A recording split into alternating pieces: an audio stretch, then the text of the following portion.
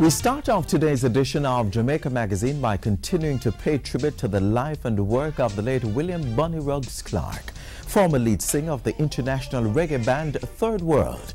Bunny Ruggs passed away last Monday, just shy of his 66th birthday. We salute you, Mr. Reggae Ambassador. You too can celebrate Bunny Ruggs by venturing to locations all around Kingston this February for Reggae Month. For a schedule of events, call the Ministry of Tourism and Entertainment 920-4926-30. Hello and thanks for joining us on today's edition of Jamaica Magazine. I'm your host, Adrian Atkinson. We have a lot lined up for you today, so please stay with us. Come from Mandeville, I'm a true Jamaican. Me come a Kingston and me join a reggae.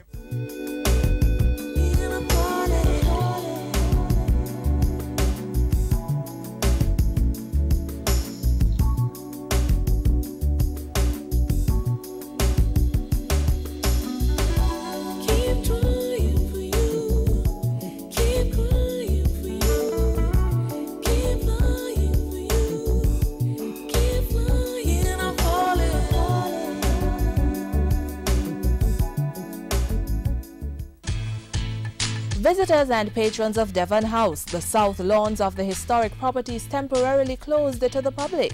The management of Devon House Development Company Limited advises that as part of ongoing maintenance works to improve its facilities, the south lawns is closed for approximately 6 weeks.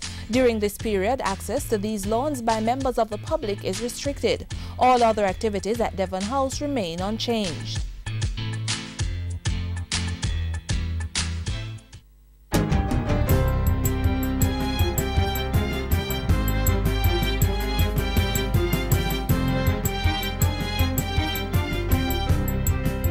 Good day, I'm Caroline Brown-Thompson and this is your JIS News for Monday, February 10.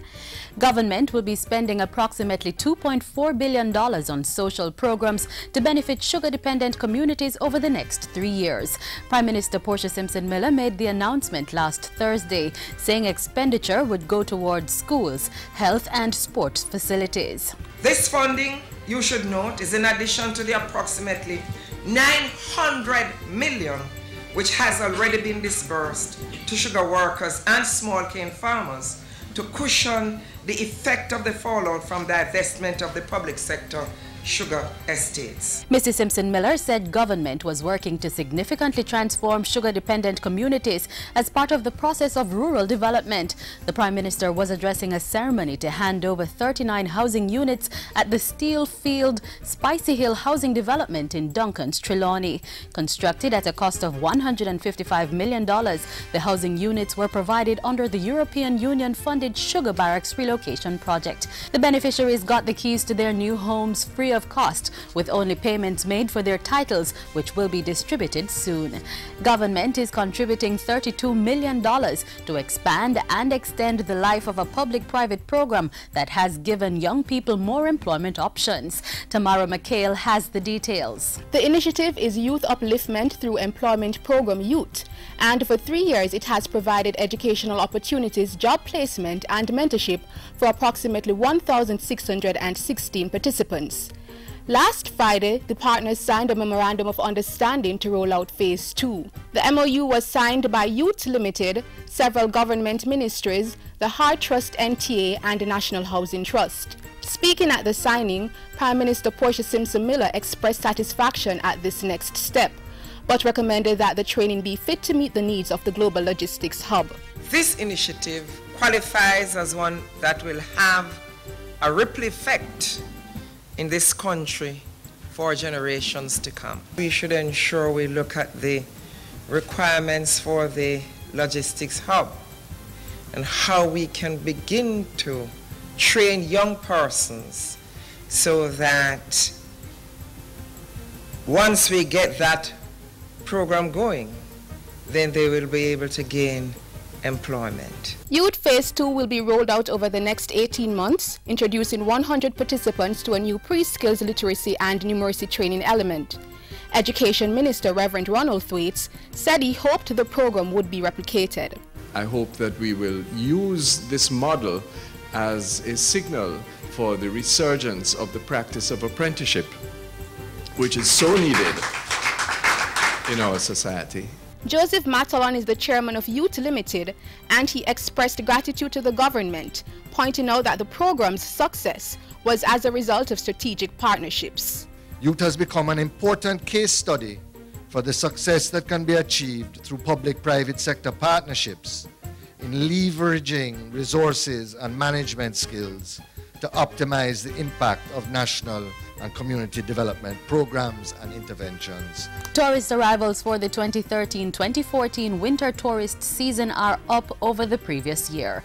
Portfolio Minister Dr. Wickham McNeil says the winter season, now in its second month, is showing preliminary figures of a 4.7% increase. He says the number could have been better if weather conditions in the United States had not affected flights coming to Jamaica. We have been having some challenges. A number of flights were cancelled. On one hand, I suppose the blistering cold and the ice will drive some amount of bookings. Dr. McNeil was speaking with journalists last Thursday while touring several sites in Trenchtown, St. Andrew.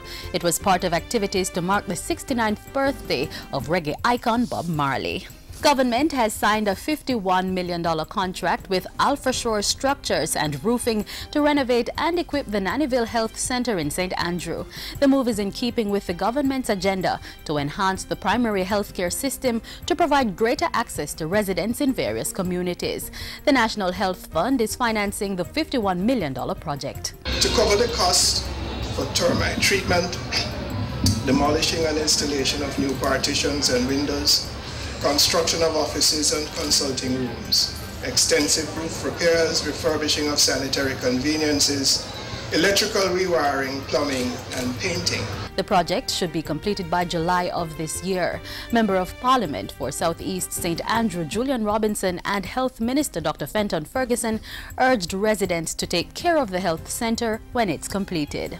Take ownership of it and ensure that if you see anybody from inside or outside doing anything that will impact on the goodwill of the center, you must take charge. Water Minister Robert Pickersgill says a number of steps have been taken to address the effects of the dry spell already affecting some parishes. We are pursuing a number of measures in order to alleviate the drought conditions, which include the rehabilitation of 26 well sources, and you heard that from Archie, pumping stations and reservoirs in Kingston and St. Andrew at a cost of 1.7 billion Jamaican dollars. Work is currently underway with completion set for September 2014, September of this year. He says Rural Water Supply Limited is managing and implementing the tank and pump rehabilitation project, under which 288 potable water storage tanks are being refurbished and recommissioned. Education Minister Reverend Ronald Thwaites has challenged regional tertiary institutions to review the primary and secondary school systems. The review would ensure that necessary research is done to prepare students for higher education. While more and more students are matriculating, very often, despite acceptable results, the competencies necessary for university education are not assured. I believe it is a reproach that so many of our university offerings have to concentrate on the use of English and upon basic mathematics. Those ought to be assured when someone is admitted to a university. A university is a place of higher studies, not of remedial education. Minister Thwaites was addressing the Caribbean Regional Forum on Higher Education Delegates Banquet in St. James recently. At the function, the University of Technology awarded the Chancellor's Medal to national athlete Shelly-Ann Fraser-Price. Still on education, the Portfolio Minister has lauded the Jamaica Stock Exchange, JSE, for its innovative educational initiative, eCampus. The JSE's eCampus is a web-based learning system focused on courses related to the financial sector. It has already reached more than 200 persons from the financial services sector in Jamaica and the wider Caribbean. Minister Thwaites recently endorsed the initiative, saying it could be used to fit the needs of the global logistics hub. The advent of the International Logistics Hub in Jamaica provides an opportunity for the JSE, through your eCampus, to help to retrain financial and accounting professionals in the demands or requirements of the maritime sector and the broad range of what is encompassed by logistics. He also called on the JSE to partner with the ministry in developing programs on savings and investments for students. The JSE campus is registered with the University Council of Jamaica and is certified internationally by the Continuing Professional Development Certification Service in the United Kingdom. And finally, the Jamaica Business Development Corporation, JBDC, is helping 5 local fashion designers to take their work to the international stage. The 5 emerging designers, Dexter Huxtable, Claire Requa, Ayana Dixon, Simone Nielsen, and Abina Gonzalez, will exhibit their collections at the International Fashion Showcase IFS 2014 in London. Organized by the British Council and the British Fashion Council, the showcase is scheduled for February 12 to 18 during London Fashion Week. The designers will participate in a rigorous schedule of workshops and capacity building sessions. JBDC is facilitating the exposure through its Fashion Incubation Program in collaboration with the British Council, the British Fashion Council, and the Jamaican High Commission in the United Kingdom. It's also sponsored by the Jamaica Tourist Board, the Tourism Enhancement Fund, and British Airways. And that's it for JIS News Today. I'm Caroline Brown-Thompson. Thanks for watching.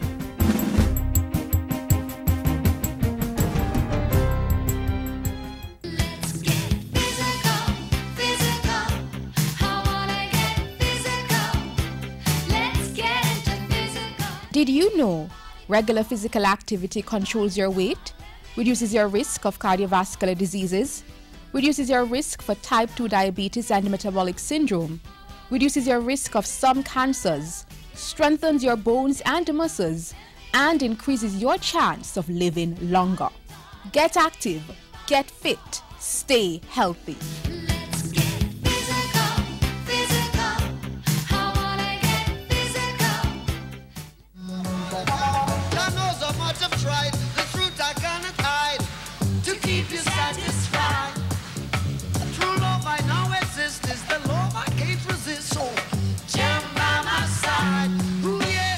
Prime Minister Portia Simpson Miller and her team at Jamaica House were busy last week updating the diplomatic corps on the island's strategic priorities for the 2014-2015 fiscal year and endorsing greater public-private partnership in sport. Those and other engagements are next.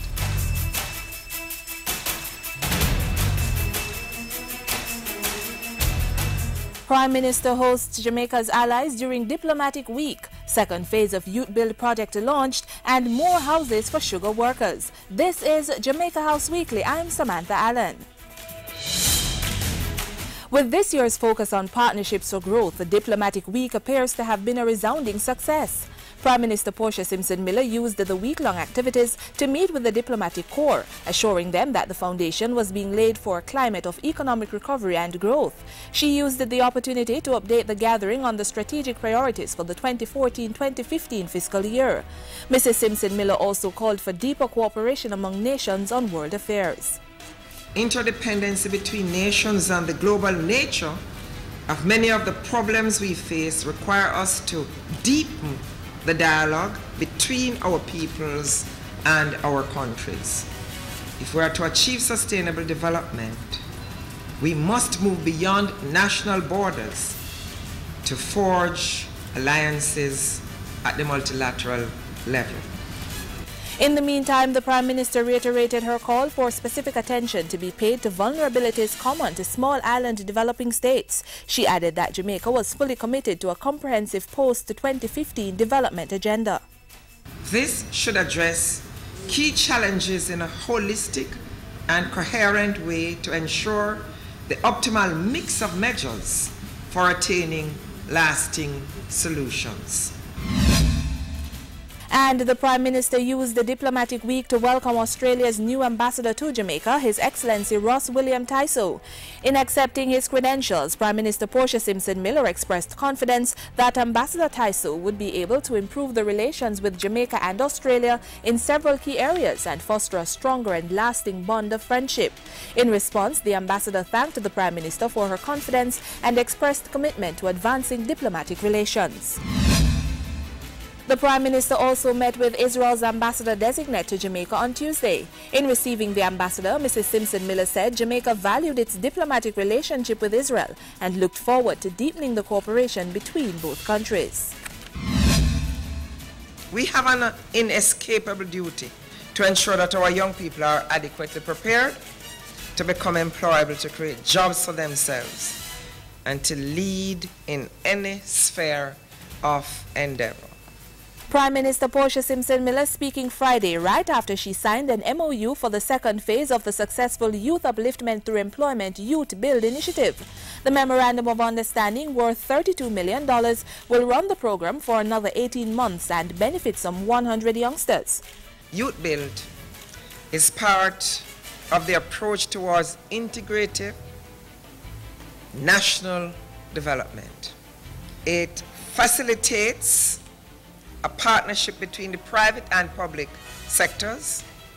It links the training being provided with manpower needs in the construction sector. It has the potential for enhancing opportunities for inclusiveness in the industry, making allowance for both large and small-scale contractors. It supports the government's drive towards job creation. It combines theoretical learning with practical application through job placements on projects. Phase 2 of Youth will increase the number of participants from 45 to 100 and the provision of a new pre-skills literacy and numeracy training element. To date, the 3-year program has provided educational opportunities, job placement and mentorship for more than 1,600 participants. 39 sugar workers in Spicy Hill, Trelawney were on Thursday given the keys to their new houses. Speaking at the handing over ceremony for the $155 million development, Prime Minister Portia Simpson-Miller said the government would be spending $2.4 billion on social programs to benefit sugar-dependent communities over the next 3 years. This will include expenditure for schools, health and sport facilities. This funding, you should note, is in addition to the approximately $900 million which has already been disbursed to sugar workers and small cane farmers to cushion the effect of the fallout from the divestment of the public sector sugar estates. Some 876 workers are scheduled to be relocated to 400 houses in 4 sugar-dependent parishes across the island.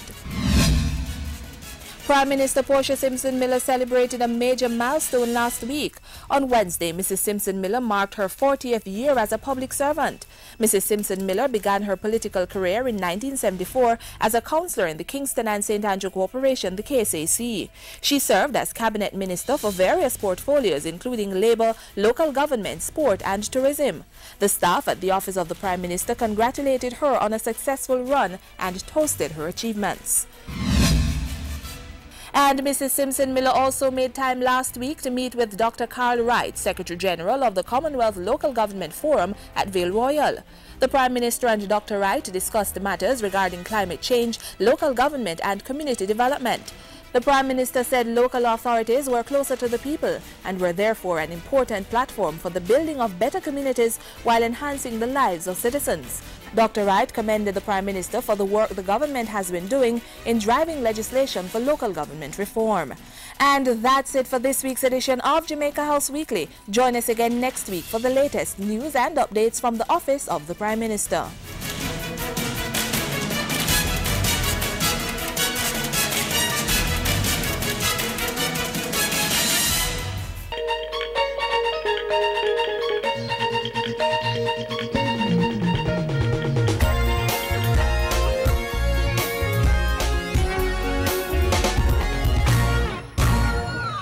Welcome to the FSC Minute. I am Nadine Newsome. Today we continue to explore anti-money laundering and its implications for the FSC regulated sectors. Joining me is Larice Edwards Brown, Director of Investigations and Enforcement at the FSC. Welcome to the FSC Minute, Larice. Thank you for having me, Nadine. Larice, what does the FSC do to ensure that the insurance, securities and pensions industries comply with anti-money laundering legislations? The Financial Services Commission issues guidelines to these sectors, the insurance sector, pension sector, and the securities sector. Now, we try to ensure that at a minimum, these entities have controls in place that will prevent them from being used as conduits for money laundering or for terrorist financing. However, the licensees have a responsibility to ensure that they have prudent controls within their place of business to ensure that the guidelines and any government enacted laws are maintained within their organizations. Does the FSC approve forms, requirements, or policies as it relates to compliance by regulated entities for anti-money laundering? The FSC does not approve forms or policies used or procedures used by any of our regulated entities in seeking to develop a robust anti-money laundering or countering of financing of terrorism framework. We seek to ensure that they have minimum standards, and we also try to do an assessment of these entities to ensure that there are certain standards that are maintained within these institutions. But the whole process, though, goes beyond policies and procedures. We have to rely on our employees that are within these sectors to ensure that there is a presence of mind when you're dealing with customers who seek to do businesses with your entities. And how does the Know Your Customer procedure fit into all of this? The Know Your Customer procedure is very relevant. It helps the employee in the financial institution and also the compliance officer in the institution to understand the employee, know who is it that they're dealing with. So when a transaction seemingly is outside of the profile of that customer, then they can make certain decisions. That includes making a report to the Financial Investigations Division. Thank you, Larice. My guest today was Larice Edwards-Brown, Director of Investigations and Enforcement at the FSC. For the FSC Minute, I am Nadine Newsom.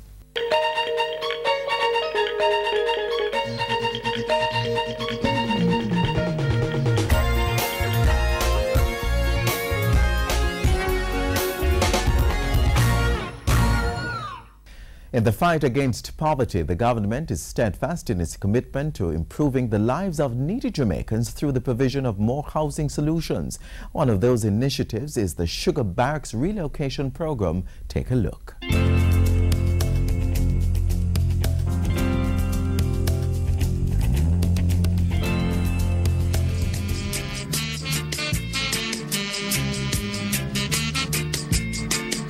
I would like to see those barracks become a relic of the past.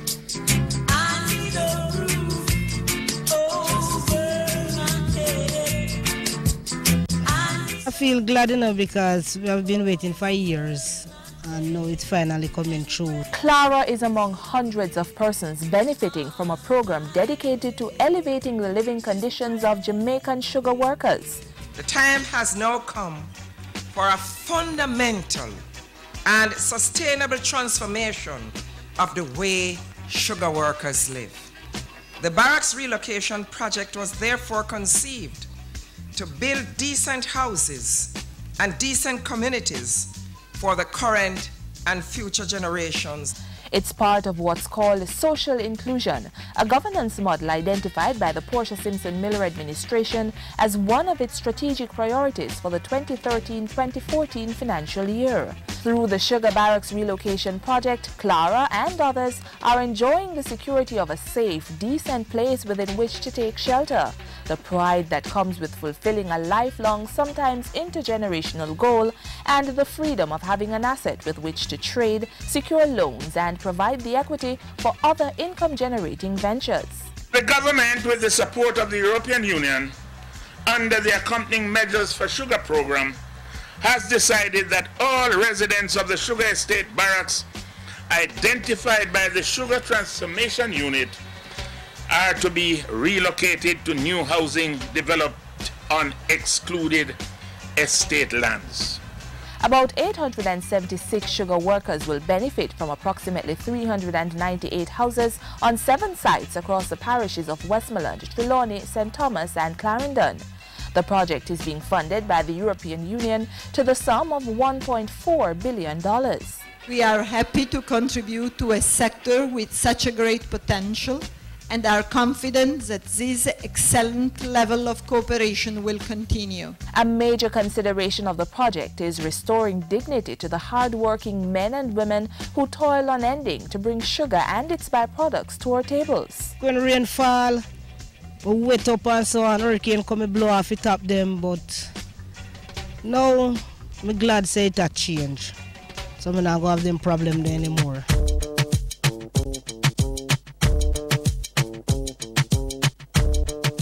The dwellings are to be provided at the rate of 1 building per family, including toilet and cooking facilities. The land space will be adequate for housing as well as small-scale economic activities. This speaks to another component of the barracks relocation exercise, which is to eliminate the marginalization of sugar workers.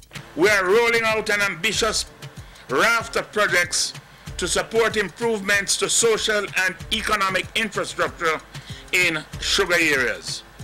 These include Cane Roads rehabilitation, regional drainage project, and projects to improve clinics, schools, and sporting facilities. Plans are also on the books for shops, markets, post offices, churches, playfields, industrial areas, community centers, and police stations where necessary in sugar barracks communities.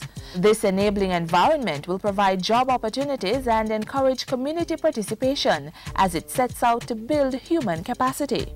Overall, we will spend some $3.4 billion over the next 4 years on our social programs.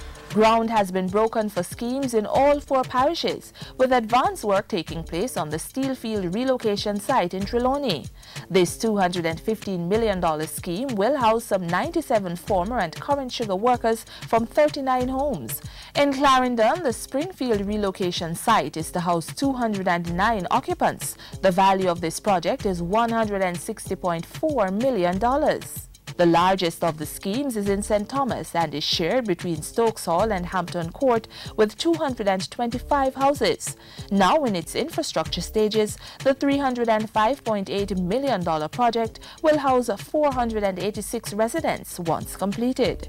Over in Westmoreland, serious headway is being made on the Barham, Shrewsbury and Maysmore sites. The 46 houses here are intended for 84 residents. Work is expected to be completed on all sites by November 2014. Getting these houses right now is very nice because we know so we come from a poor class, you know, and if we did feel build a house in this time and age, you know, it would take a lot. And we have to thank the government of Jamaica, thank the EU for what they have done for us. Housing sugar workers, making good on the promise to provide decent shelter for all.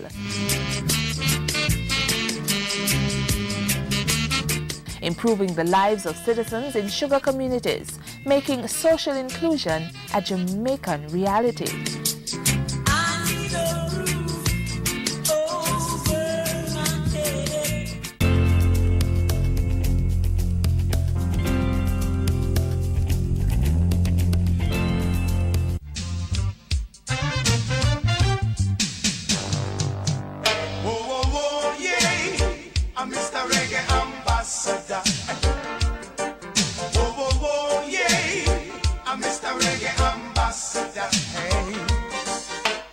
And that's how we close today's show. Your feedback is important to us, so please continue to voice your opinion by emailing us jamaicamagazine@jis.gov.jm or through direct message on Twitter @JISNews.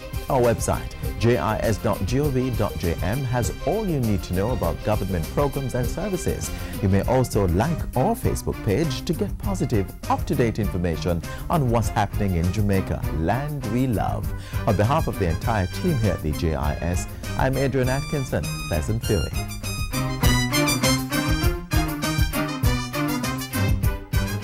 This has been a production of the Jamaica Information Service, the voice of Jamaica.